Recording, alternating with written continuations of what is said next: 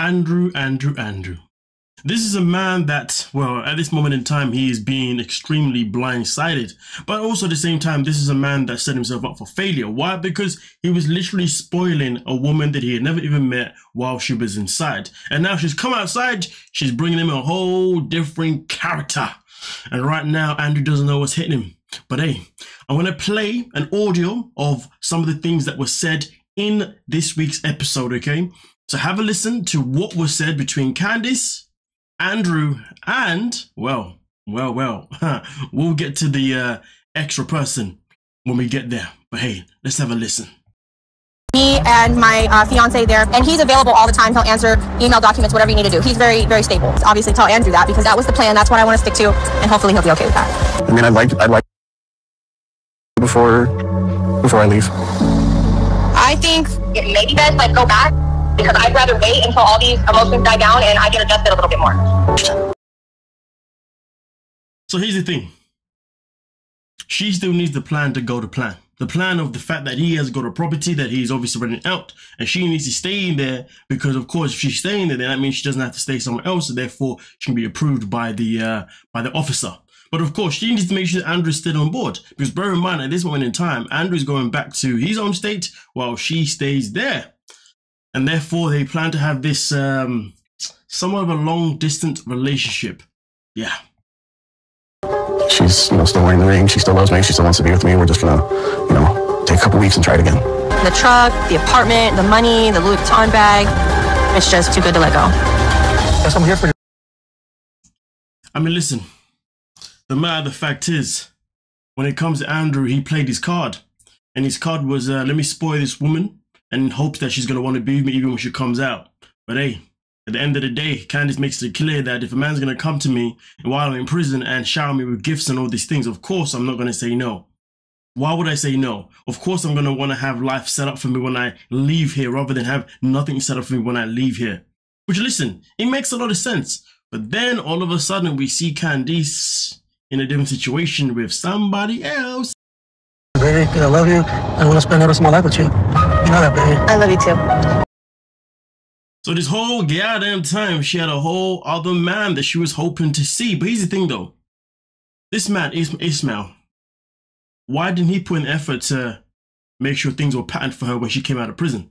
You see what I'm saying? Sorry, I realized I said patterned, which is obviously a UK slang. When I say patterned, what I'm saying is that Ismail didn't have things organized for herself when she left. Now, also at the same time, she does say that he went to prison, Ismail, and she went to prison. So maybe he didn't have that time, but if the man had time to get in his car and come pick her up, well, then that tells me otherwise. But nonetheless, though, but also at the same time, she does say that when she first came out of prison, the first thing she did was text Ismail. And at that point, she realized that there was still a chance for them to make things work. Which means clearly when she was inside, I guess she wasn't talking to Ismail at the time. But either way, though, this behavior is crazy. I met Ismail about 5 or 6 years ago, and we were together for about 6 or 7 months. We were inseparable, and then I went to prison. Well, I'm glad to have you back in my life. Thank you too.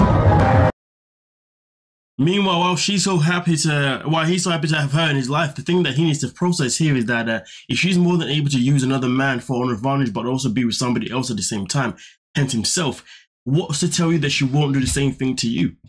Just saying. She can't be trusted. I think Andrew still wants to be with the person that he spoke to in prison, but real life and prison life are two different lives. I mean, yeah, they are on a subjective level, but when it comes to a connection you've had to someone emotionally, it shouldn't be different, should it now? And this is why they say when people go into a show like Love Island, you meet someone and you're stuck with that person all the time, every day, so it's easy for you to fall quickly, blah, blah, blah. But then once you come out into the real world, it's very easy for things to go down south. You see what I'm saying? Because now you're exposed to everybody else. So listen, there's truth to what she says, but at the same time, though, she's saying as if she didn't have this planned out this whole goddamn time. Maybe she didn't, but hey, actually, maybe she didn't. But guess what? She's still allowing it to play out the way it is playing out, regardless. Yeah.